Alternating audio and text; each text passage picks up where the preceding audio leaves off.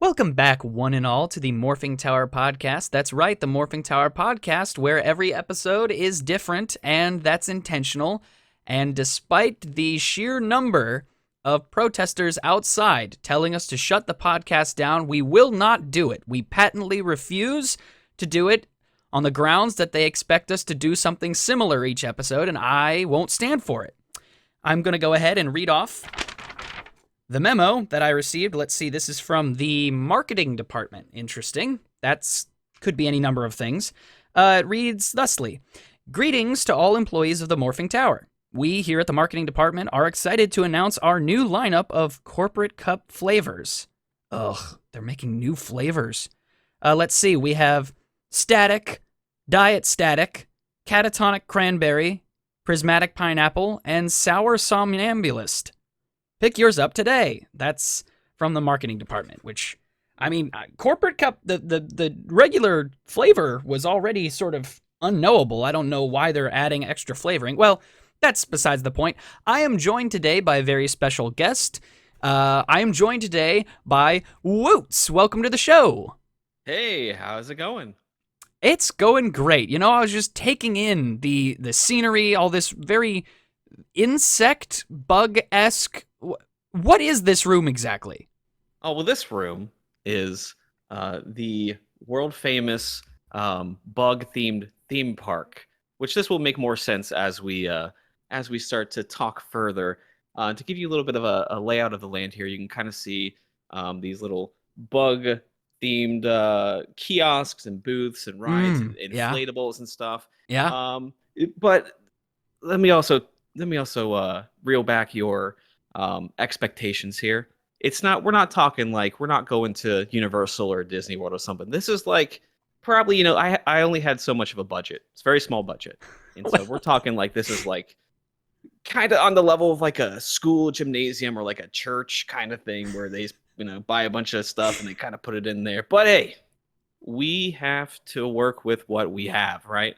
Yeah, I mean, I'm impressed considering it's inside of an office building. My expectations weren't too crazy. I honestly am sort of just stoked that there's any amusement park inside this place. Yeah, I mean, we like I said, like we tried to we're trying to give you a little bit of break from the chaos.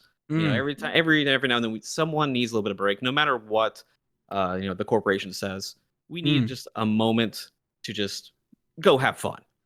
Exactly, and what better way to escape chaos than to go to a bug-themed theme park? Exactly. And trust me, there are not bugs in the food at the kiosk. Like, feel free to get the cotton candy. If it's a little bit crunchy, again, it's definitely not the bugs. Oh, okay. Well, that's comforting. Okay, because before I started out the podcast here at the terminal, I ate so much of that cotton candy, you have no idea. Good. Well, how do you feel now? You know what? It's kind of strange. I was kind of tired, and I ate it up, and it had a weird sort of caffeination effect, and you were right about the texture. There were crunchy parts to it that I can't quite describe, but I'm feeling great right now. I also can't describe it. Oh. It's time for everyone's favorite part of the show. Let's look at weird aircraft things and try and figure out if they really existed or not. So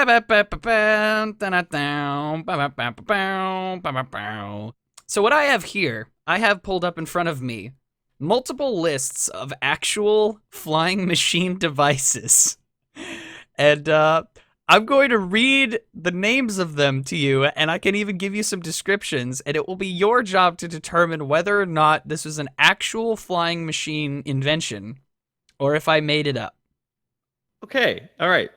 Alrighty, first up on the docket, we have Aylmer of Malmesbury's Wings. Wait, can you say that one more time? Aylmer of Malmesbury's Wings. Oh, well, it's got to fly. It says wings, clearly. It flies. Oh, yes. You've convinced me. This is a flying machine. Oh, you are 110% correct. Aylmer of Malmesbury's Wings it's real. To quote from this this website here, Aylmer of Malmesbury was an 11th century English Benedictine monk and an avid reader of the Greek myth of Daedalus, where the protagonist invented wings so that he and his son Icarus could escape Crete. Inspired by this story, Aylmer attached wings to his hands and feet and launched himself from the top of a tower at Malmesbury Abbey. It is said that he was airborne for 15 seconds, covering around 200 meters before landing and breaking both of his legs. Oh, wow. So, I mean, by the strictest definitions, they were wings, but as to whether or not they worked, they might it might be sort of a Toy Story falling with style situation, yeah, you know? That's what I'm getting from this. The guy's got some guts to go for it. All right, round 2. The Han Dynasty Floating Chariot.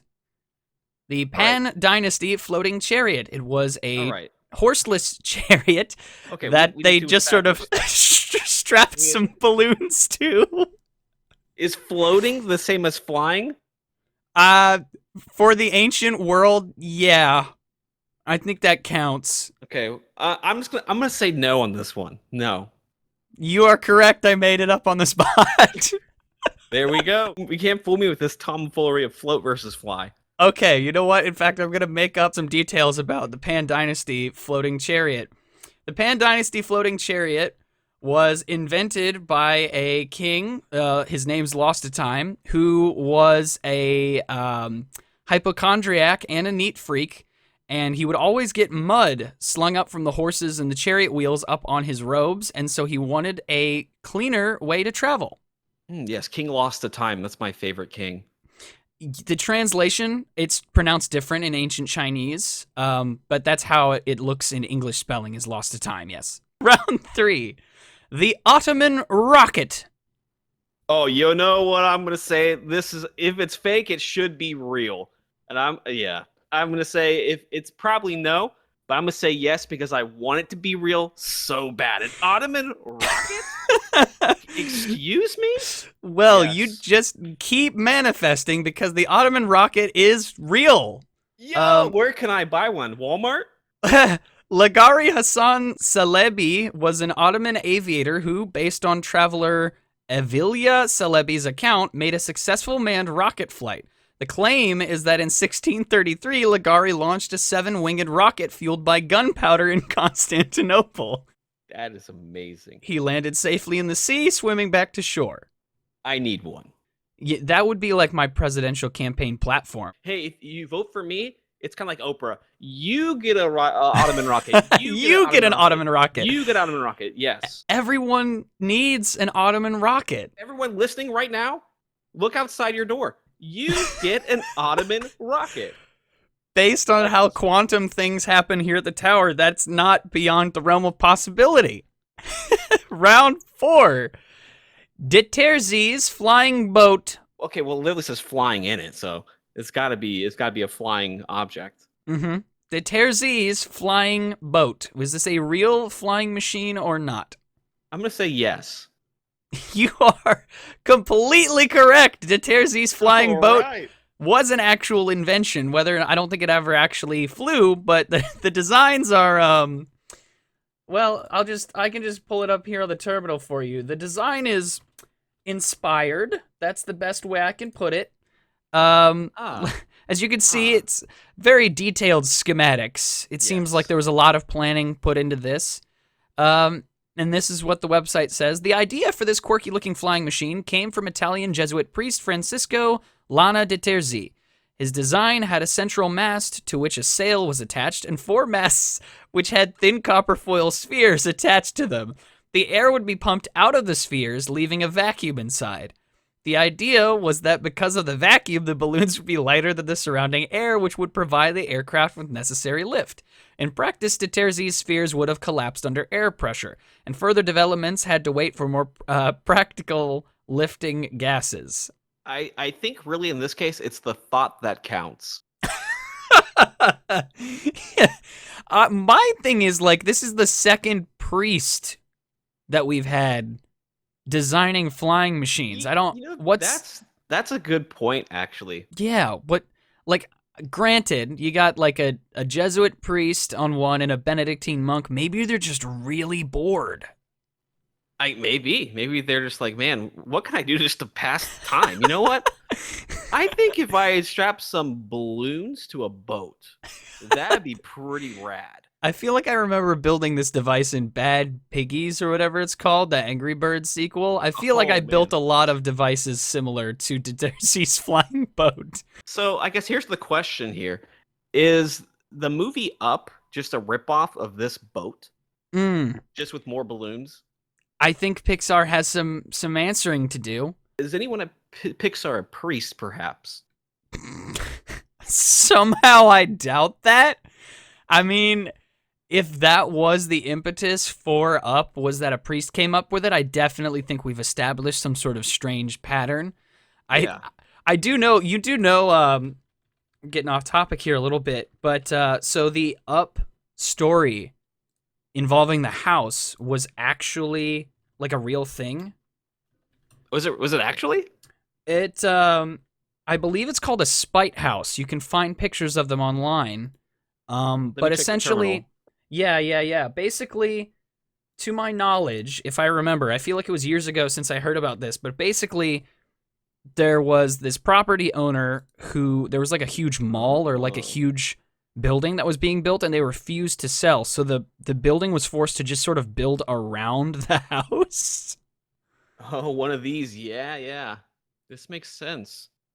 It's an elderly woman, it looks like. But yeah, she refused to sell, and so they had to build around it, and that was one of the inspirations for the movie. And it's on list of, there are full lists online that you can find of spite houses. So houses where the owners intentionally did something to the architecture or the look of their house to spite, whether it was like some committee in the neighborhood or something like that. The whole idea, I'm so glad we can live in a time where there's such a thing as spite houses. And then someone saw this and was like, let's make a movie.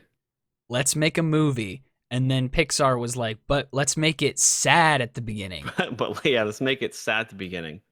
It is one of my favorite Pixar movies. Definitely. Like, it's up there. Incredibles still holds number one spot, but Up is... Incredibles. Yeah, Incredibles is good. Did you like number 2? I have conflicted feelings on number 2 because I went into the theater fully aware, deep embedded in my bones, I knew that I was not going to enjoy the second movie as much as I enjoyed the first. I knew that while I was in the theater. Before the movie even started, I knew what my expectations were. And because my expectations were much lower, I didn't mind the second movie that much. That's fair. There were a couple things in it that I was like, eh. I think my biggst problem with it was the designs of the other superheroes in the movie are terrible. In the first movie, they were going for like I almost want to say like a 1940s into 50s design with the superheroes.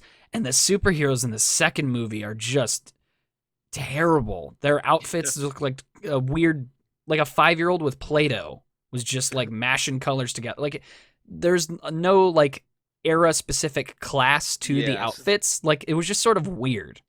So you're saying they kind of went away from what made their design so good in the first one? I liked the designs of a lot of the other supers. I think that honestly, this might be weird to say, the better Pixar animation, I think actually did the second movie a disservice. I'm not going to lie. I think that the era in which they made the first one, since they had to like basically invent a bunch of new tools in order to make that movie happen at all, it was just sort of, it was brand new.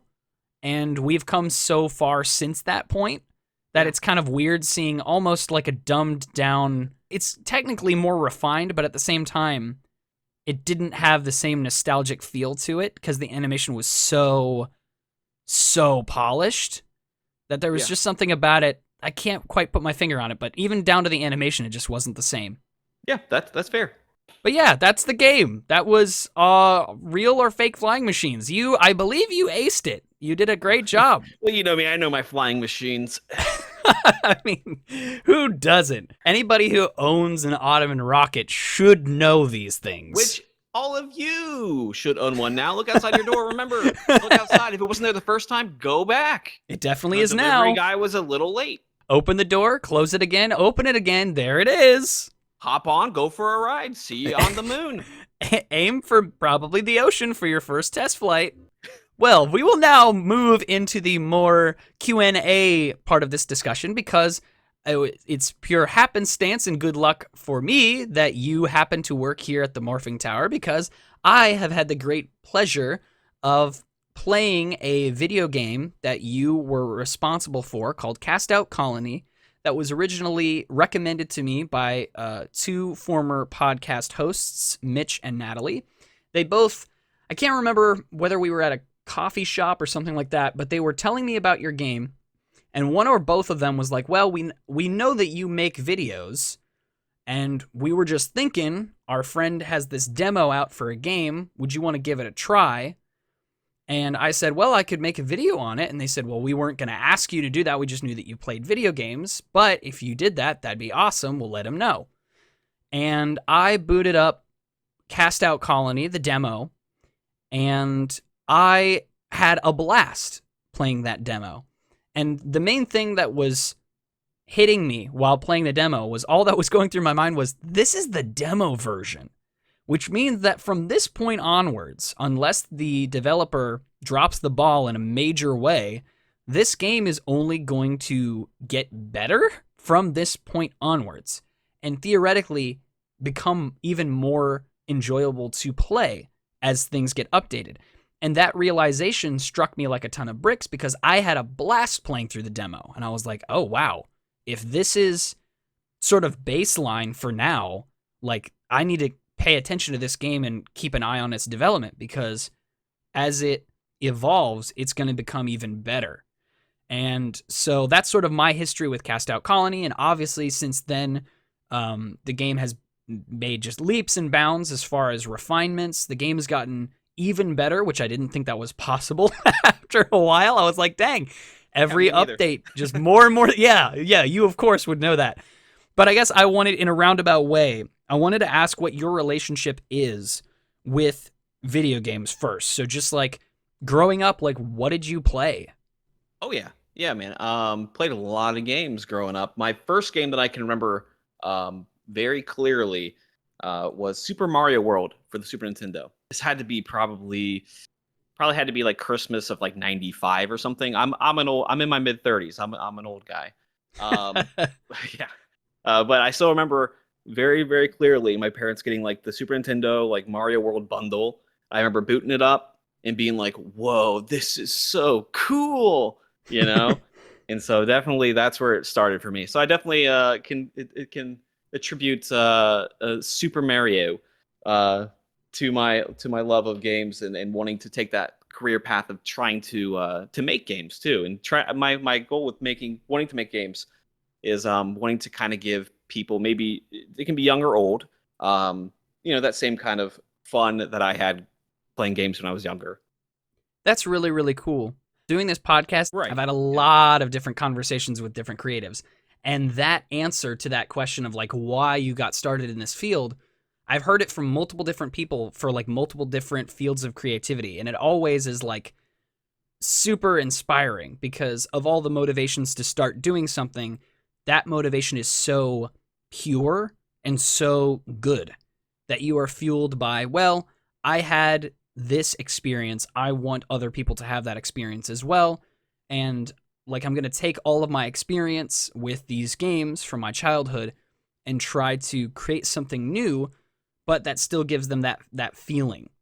Like over the course of your life, like what was a gaming accomplishment that you remember? Whether it was like beating a game or just a specific boss or figuring something out in a game that was like well hidden. Was there anything growing up where like was like a huge moment for you when you were playing a game? A huge moment was probably something along the lines of like beating Ocarina of Time or something like that. Oh, okay. That's one of my favorite games of all time, and that's still like one of my. Well, that is like one of my. It's got to be like my favorite. It's hard to say. There's so many good games. It's hard to say like definitively this is my best game of all time, because there's so many good games. That is definitely something I've discovered just trying to like make videos online, the sheer number of games that have been coming out over the last couple Yeah. years alone, that it's like, dang, I want to play that, I want to play that, I want to play that. Yeah. I was talking with Mitch about this last week. I don't think my wish list on Steam has ever had this many games on it, ever. And that number's only like 8. Like, it's not that crazy. But for me, usually what happens is if I want to play a game, I immediately go buy that game. However, sometimes it's like I feel like I gotta finish this game before I can allow myself to buy any more games. Yeah, you gotta try to tackle your backlog first. Yes. I'll be like, oh man, this game is coming out like in a month, but I have 3 like pretty big games that I want to play, and as I've gotten older, my time like to play games has like shrank. So like I really have to like hunker down and play a game and really just like beat it before justifying getting another one. Yeah. Because if I start a new game in the middle of one, there's no guarantee I'll even ever get to go back to it. What was one of your favorite things about Ocarina of Time? Like, why Ocarina of Time?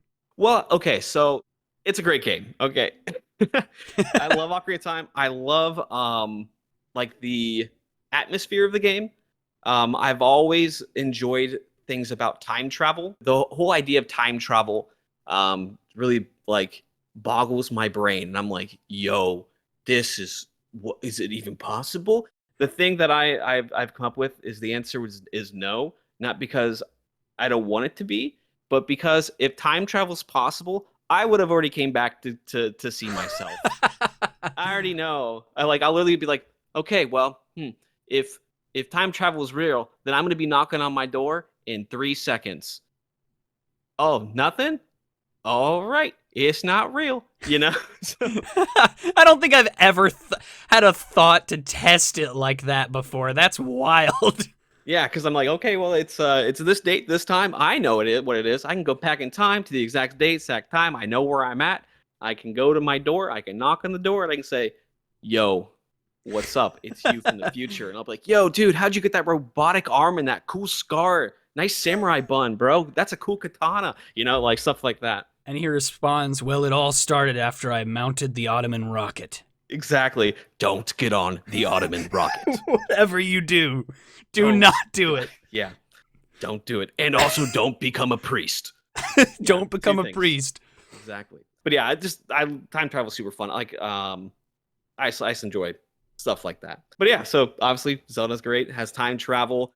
I love like the fantasy vibes, stuff like that. So I always find it interesting where like the intersection between fantasy and sci-fi like cross, because so this is something that over the years, as I've picked up listening to various like D&D podcasts or something like that, right?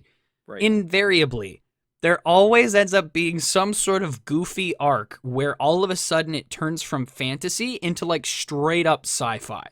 Yeah. You know what I mean? And it's Yeah. not that I have a problem with that. However, I do think that there is an extra layer of challenge to introducing stuff that's more in line with what we would think of as sci-fi versus fantasy.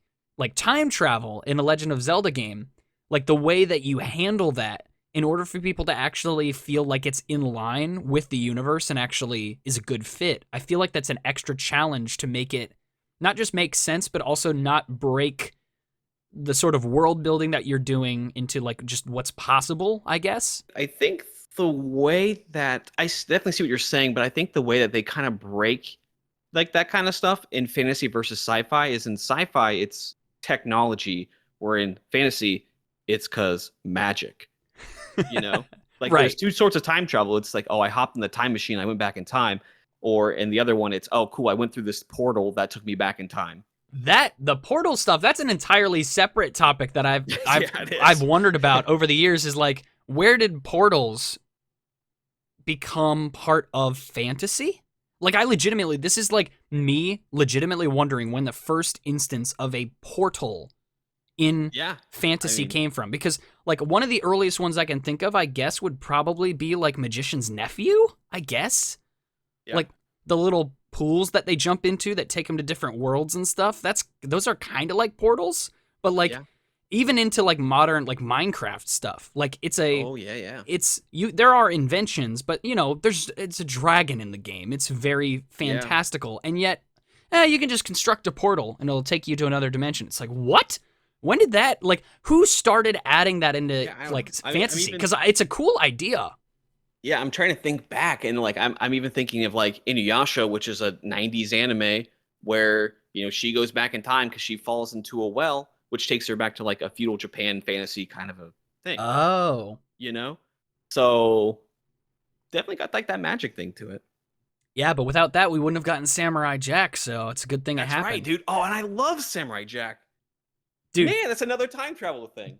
so Samurai Jack is wild because I didn't grow up with cable. So I never watched the show, didn't know anything about it. My first introduction to Genndy Tartakovsky was the early 2000s Clone Wars 2D animated series thing that happened. By Like the Samurai Jack people. yes. So Yes, and it's that good. I love that series, right?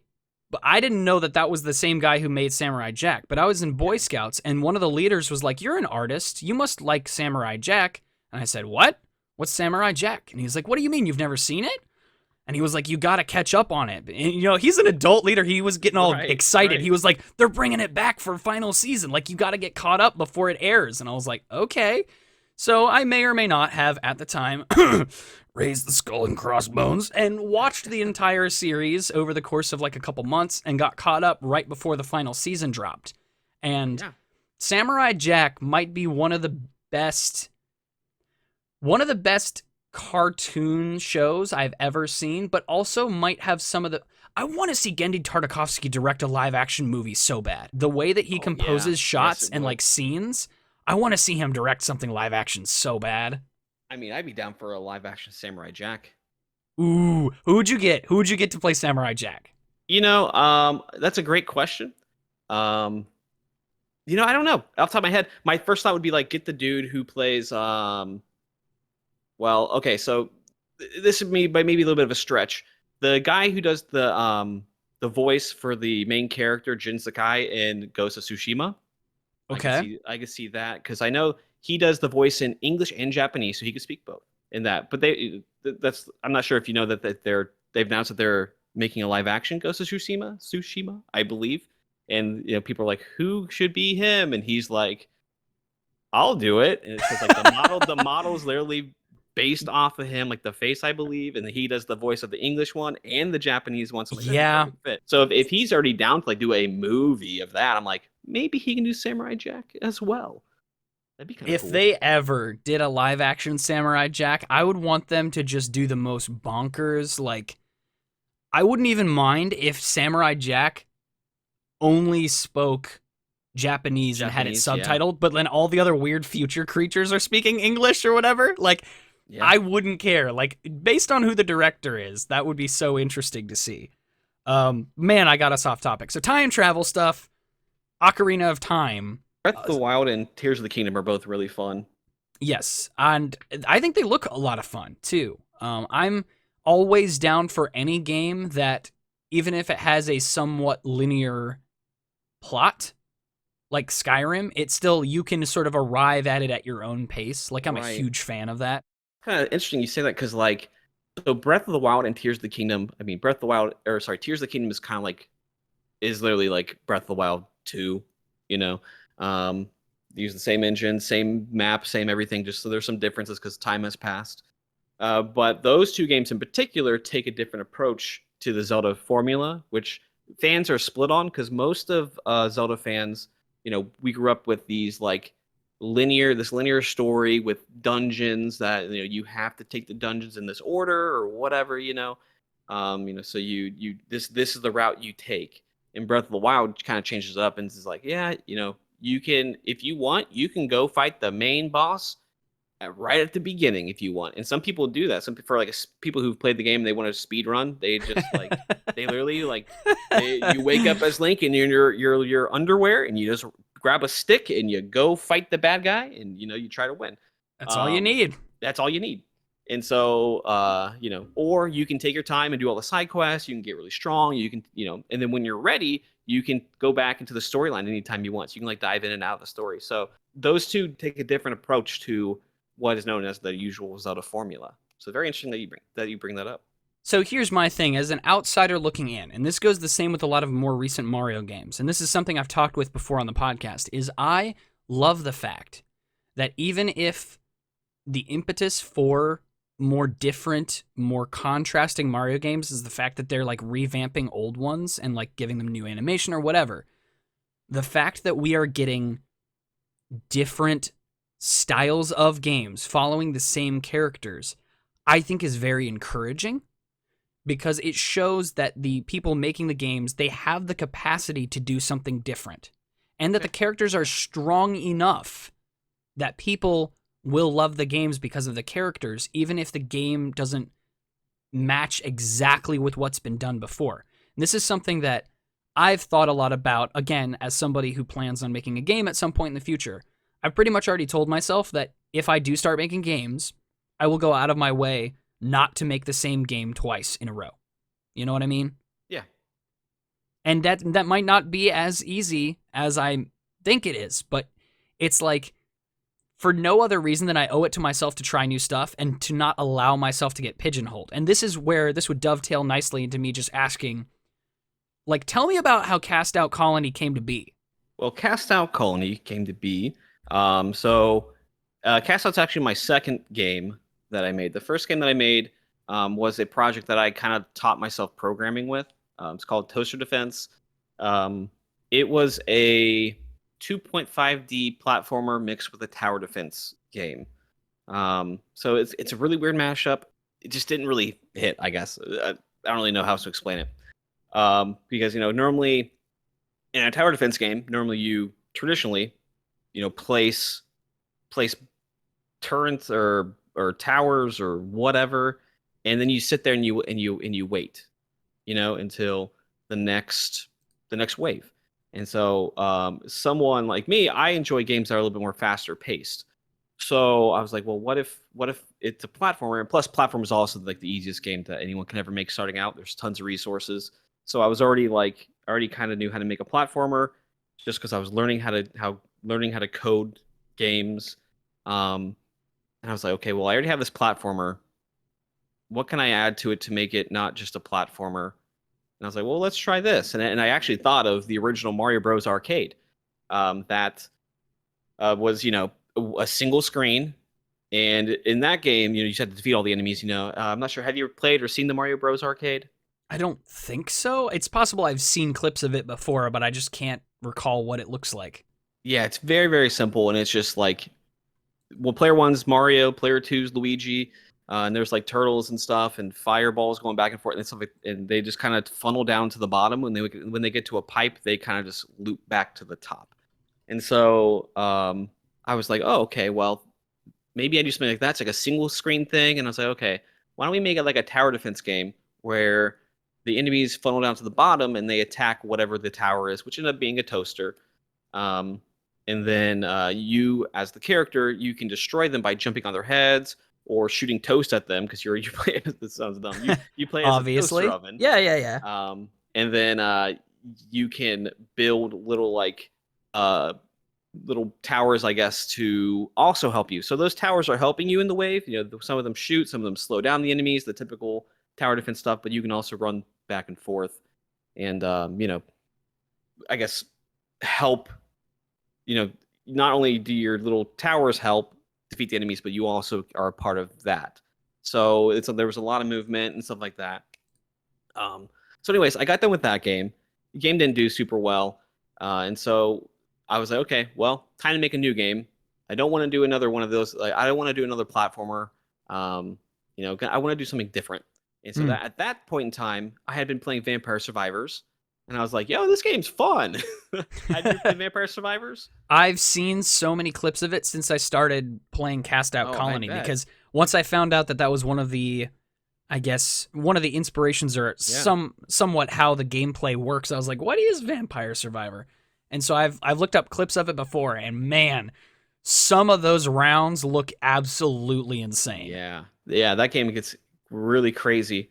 So that was like the big like craze at the time, and I was like, well, okay, that could be fun to do something like that. But I'm not a fan of just copy pasting, Right. and so I'm like, okay, well, what's the twist on our what's the twist for our game, whatever it's called, project whatever.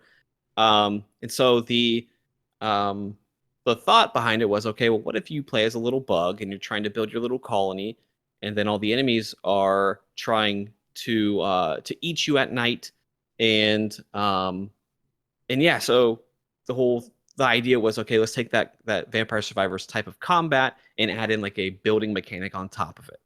And Hmm. as you mentioned, you played the demo way back when, and you actually played the version of the demo where you actually tried to survive in the colony. Yes. So like yeah, so obviously it changed a lot since then, and we can always dive into that too. But originally also it even took a step further back from that. Our original concept actually had a day-night system. So you would build during the day, and then when it would hit nighttime, all the shops and everything would close. Oh, Um, wow. yeah, and we actually had like we had like the lighting in the game change from day to dawn to afternoon to dusk and then nighttime. So like there was actually like a lighting change too, so you could kind of see it happening.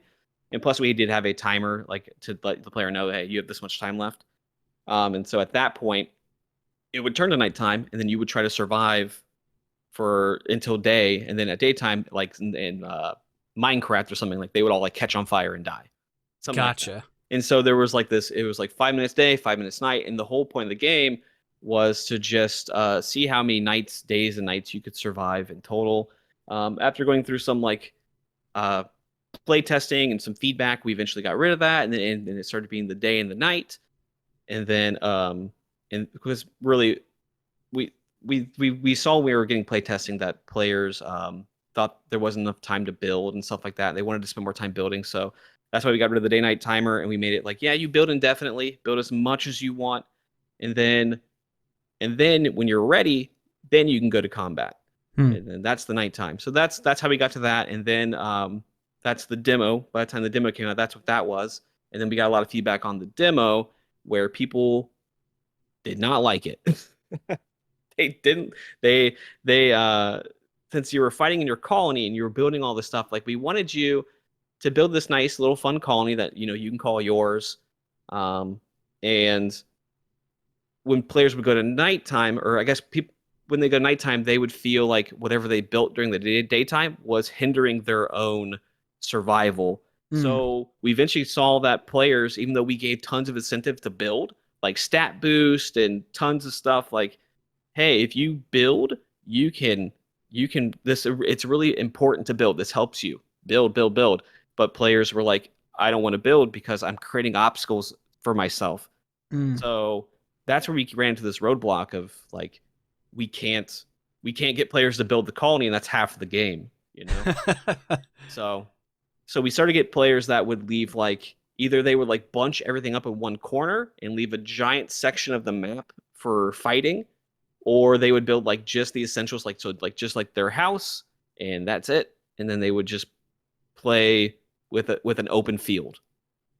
So yeah, through much trial and error, we eventually got to arenas. So now we let the player build whatever they want, and then we did separate arenas. So you go to an arena, and that's where you try to survive. And so now we changed our gameplay loop up a little bit. So everything you did during the daytime, like building, so that would give you stat boosts. We added in companions, we added in all these like villagers and stuff like that. Everything in the daytime when you build would help your survival at night. So when you would go to arena to survive, that's where you get the currency to go back to your colony and build it even further. So it was like everything in the daytime helps the nighttime, everything in the nighttime helps the daytime. Yeah. So we were trying to figure out like that gameplay loop, and it took a while to get there, but we eventually got there, and I'm happy with the results. You know. Yeah. And I wanted to touch on this, just like going through like your own personal history with the game. Something that I've mentioned before in conversations with people, but specifically when it comes to Cast Out Colony, the pattern of, all right, we made the demo and we released it for playtesting, and these are the pain points that the players reported. And instead of like covering your ears and saying la la la la la, we're not listening, we're still going to just make the game that we originally wanted to make exactly the way that we were going to make it. You guys actually listened to the player feedback, made adjustments, but at the same time didn't let go of the reins of the creativity of what you're doing. And finding that balance, I feel like would be so difficult, because it's like, if you have in your head, okay, this is what the game is, this is how it's going to play, sometimes you can go 5-6 steps down the line without ever questioning those things that you determined so long ago because you didn't think it was going to be a problem. And then it's not until somebody says, hey, trying to play this game in the state it's in, this specific aspect of the game is a problem and is like making it not fun or is irritating.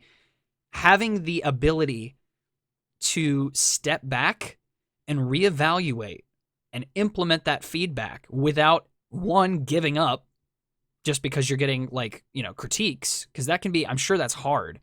But then two, not making the adjustments out of spite, but actually collaborating with your players to make a better game. Right. Yeah. And I mean, definitely, if any dev knows, or any creative individual, I guess in general, knows that you have to be open to critique. If I mean, there are definitely people out there that I don't know how else to say it other than like stick to their guns, I guess. This is the idea, this is the plan, this is what we're doing. And if it's not working, then it's kind of like, is it your fault or is it their fault?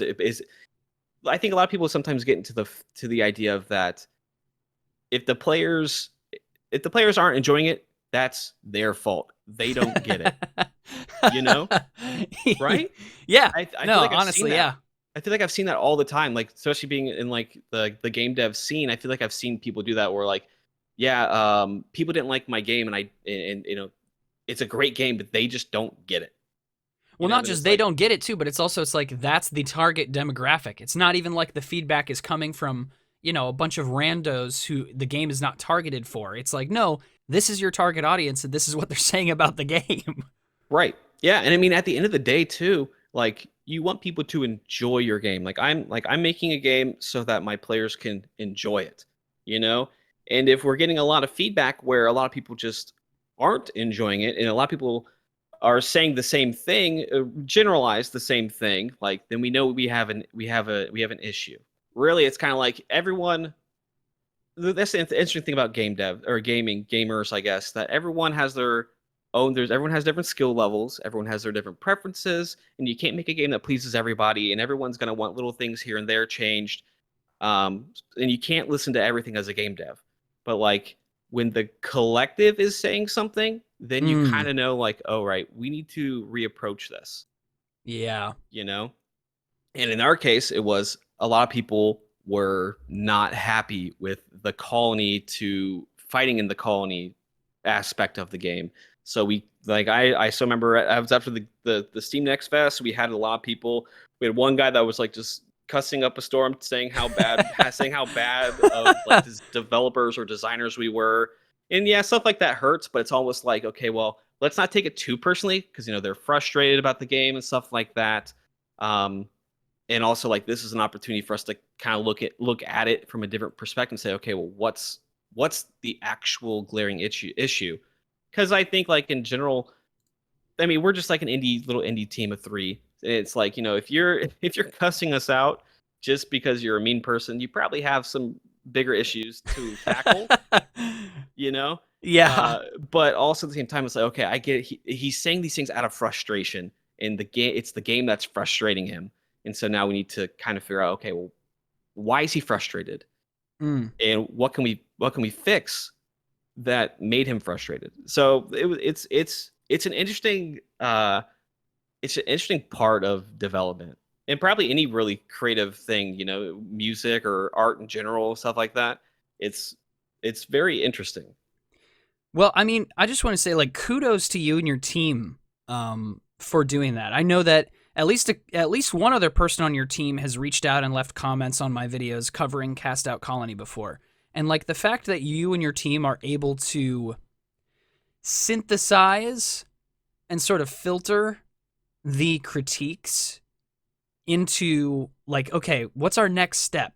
Instead of letting some of the more frustrating aspects of maybe that negative feedback get to you guys, actually still giving the person who is frustrated or angry or is leaving negative feedback, giving them their due, hearing them out, and actually taking what they're saying and actually sort of sifting through to find something usable that you guys can actually use, like, is so unbelievably commendable, and I applaud you for that. Yeah, yeah. I mean, that's part of the thing too, is sifting through, because like, they're frustrated at a lot of things, but like, what's the main issue? Yeah. I remember after sifting through all those videos and stuff like that, having the big long meeting with the team that week and being like, all right, what are we doing, guys? That was actually a pretty fun meeting too, because it gave all of us the ability to kind of take a step back and objectively look at our game and say, okay, well, what's working, what's not. So yeah, so props to the guy who cussed us out. Well, I'm also impressed. Like, you talk about like a team of 3, basically, like 3 main people worked on Cast Out Colony. That boggles my mind. Yeah, and two are part-time. I'm the only full-timer. That's wild. I'm the lone programmer. And I do art as well, and then the other 2 also they both do art, and so but they both work part-time on the project. That's so cool that you guys have accomplished that much with just the 3 of you. Like, that Cast Out Colony would be impressive regardless, but the fact that there's 3 people working on the game is very impressive. And like, I've had so much fun playing through Cast Out Colony in all of its iterations with each update and all that stuff. I'm just curious, because obviously I'm sure that you still feel a great deal of responsibility to Cast Out Colony as a game, to keep progressing and keep making refinements wherever you feel they're needed. Yeah. But I'm just curious, as somebody who is making games, like, if you look at the trajectory, the difference between how your first game was received and how Cast Out Colony was received, I was just curious, like, is there a plan in place for like what the next game, like, do you have any inclinations as far as what your next game is? Like, you don't even have to share details, but like, I was just curious if you have something on the back burner that you're like, you know what, maybe this will be the next thing. Nothing concrete yet. Nothing concrete. So our goal right now is definitely to complete Cast Out Colony, like get it to its 1.0 release, which is going to be soon. And we kind of opened up something to the community, because we like to get community feedback. I think it's very important to listen to your players. I mean, we kind of just went over that. And so for the people like that are in our Discord or have the game on Steam and stuff like that, we've shared the thing we want to get them involved in, and that is the new character. So we designed a lot of characters behind the scenes, and we narrowed it down to 3, and then we took the 3 and we gave it to the community and said, hey, which one out of these 3, which one would you guys like to see? And we had a community vote. There's a winner, and that character is going to be the new character for the 1.0 release. I saw that, and I'm so excited for that. Did you see who won? Yes. Yeah, that's going to be a fun one. I'm like, these are all 3 really good characters. But I'm very excited about the one that won. I mean, no matter what, y'all knew I was going to be picking it up again, like, once a new character got added. Y'all knew. Yeah. Oh, yeah. And I really enjoy watching your videos. So number one, I think you're really good with the Let's Player kind of like style. I guess I don't know what else to call it, but like, you're not that kind of player that just like says something and then freezes for like 10 minutes and then finally says something else. Like, you're constantly talking. You're talking about what you're gonna do, stuff like that. I think you'd be really good on Twitch too. I'm not sure if you're on Twitch. I feel like you'd be really good on Twitch too. Well, shucks. That's like a long-term goal. I would love to get into charity streaming at some point in time. Oh yeah, like same. Sometime in the future. Like, I think that'd be a lot of fun. But I mean, to be fair, like, especially with Cast Out Colony, my job is easy as a Let's Player just because the game is so engaging that it's kind of difficult to disconnect. Like, there are plenty of times, like, when I'm doing like a longer form run where I'll make an intentional edit where it's like, okay, I gotta lock in here for a couple minutes and just do a quick transition because I gotta really try and survive because maybe I goofed up and my health was low. I'm curious though, since you're one of the developers, was there anything that I did in any of my videos, demo or otherwise, that as a developer had you pulling your hair out? Nothing pulling my hair out, but I see across the board, like I've been playing this game like way too long, and so like I see like all the item drops at this point, and so when you're this might be just be in general because like when someone is playing the game, they're locked in, they're just like watching their health, watching their character and stuff like that. They sometimes don't see like, yo, there's a an exterminate can in the Oh, bottom right corner, and go get that. they pass right by it, or oh, there's a heart over there, and they just don't see it, especially in the later parts of the game sometimes when it is just pure chaos, which is what kind of these survivor like games boil down to. um but yeah, that's just the only thing that I see a lot. Nothing really pull my hair about, but I see that a lot across a bunch of different people that You're play the like, game. dude, get the freaking exterminate. It's I know, I'm right like, there. they walk right by it, and I'm like, that's more health or a magnet or something, just something little like that. Nothing in particular. But yeah, just something like that. And so I guess it has been really fun to watch you play though as well, because like you're the only YouTuber out there that has actually come back to the game consistently, which has been really nice to see too, because like we get to see someone who knows the game already and kind of just like picks up the next patch or the next character or the next companion or whatever it is. And it's fun to see your reactions in general because you already know the game. So like your last video when you got the Captain Washington in the series, Uh-huh. it's like Yeah. you have I know what it does, but you don't. And so like, and this is something different because all of our companions have been like on the ground with you. On the actual field of battle, yeah. Yeah. And so this was like something that we did a little bit differently. And the backstory of for these guys too is that in our original game, if you remember in the demo, we had traps. And these little Yes. like ballista towers were a trap you could build on the field. And we made it and they looked nice and stuff like that. And we're like, well, how do we repurpose it? And then one day I was like, hey, Oh, wow. I was That's like, really smart. what if we put a companion on it? What Like, if we boom. repurpose it? Same thing with the decoys. We had those little scarecrows. Yeah. We had to cut those out because traps don't make sense anymore in the new format we had. So there's like that got cut, the banks got cut, a lot of buildings got cut, and so we're like same thing with the decoys. We're like, well, how do we bring the scarecrows back in? I was like, why don't we make that an active skill and it just distracts? It does what it was supposed to do, but now you're throwing them out as a projectile. So yeah, so that it was kind of a fun thing to bring back into the game, and also kind of mix up the formula a bit with what our companions were. So now it's like, oh, okay, so now if you want this companion to help you, you got to kind of like loop the enemies into that line of fire. Exactly. Just a different play style. So there's not like just like everyone running around doing the same thing. So one of the things we also are trying to do with like the arenas, like a lot of these survivor like games, they're just like wide open squares for the most part. And so we're trying to think of things that are interesting and unique and fun, like in the Maple Forest, or sorry, the Maple Ruins. You have like those little beam things. So when you're in an aura, all your stats get like boosted by like Yeah, 100%. some of those other arenas, like the latter two in specific, have Yeah, such nuanced little cool things that have been added.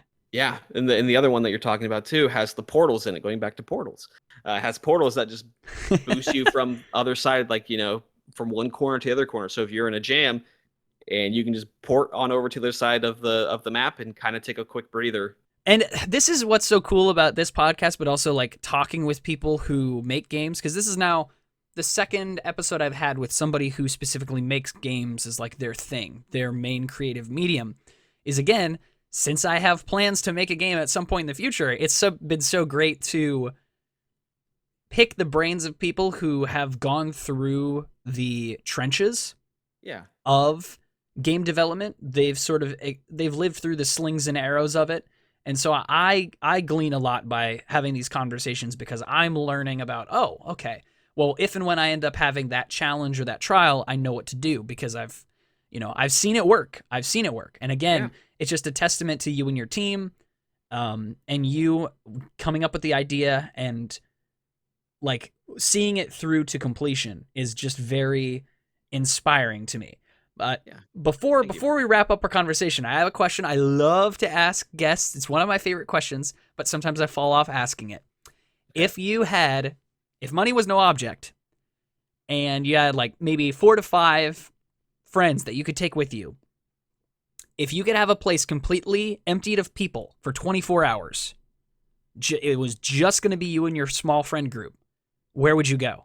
You know, I would probably go check out the new well, okay, this is actually tough.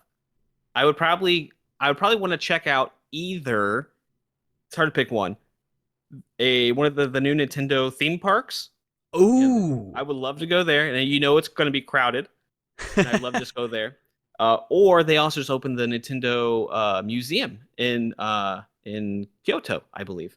Oh, Yeah, because it's where the old headquarters used to be, like their really old one, back when they used to make the Hanafuda cards. those are Um, both excellent answers. because you Again, know just they're going to be crowded, and I'm like, I just oh like to yeah. have it to myself. Just I guess me, my wife, and probably a couple friends. You know. yeah, exactly. You just get to take a tour. I'm fascinated by you could take any building, the most boring building, like, and if you emptied it out of people and I could just walk around for 24 hours, I would have a ball no matter where it was. Oh Like yeah, for sure. it's crazy. But I think it's time for us to wind down the podcast episode. Thank you so much, Woots, for being willing to be a guest on the Morphing Tower No podcast. problem. It was a blast. Hey, thanks for all the videos on Cast Out Colony and letting me talk about it a bit. Give a little peek behind the scenes. I love doing that. Absolutely. Thanks for making the game, because otherwise the videos wouldn't exist.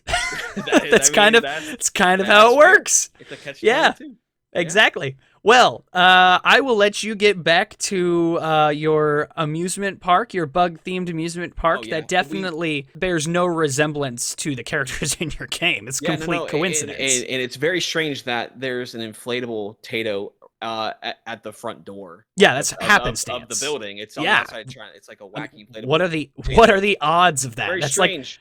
Right. It's like the odds of opening up the door right now and seeing an Ottoman rocket. Yeah. I mean, I think actually, I'm not sure if you got the memo, but they're putting an Ottoman rocket at every desk in the building. That's gonna be freaking exciting next workday. Yeah, Monday's gonna be wild. Well, that's gonna do it for this episode, everyone. So thank you all so much for listening, and we'll catch you guys in the next episode. Bye-bye.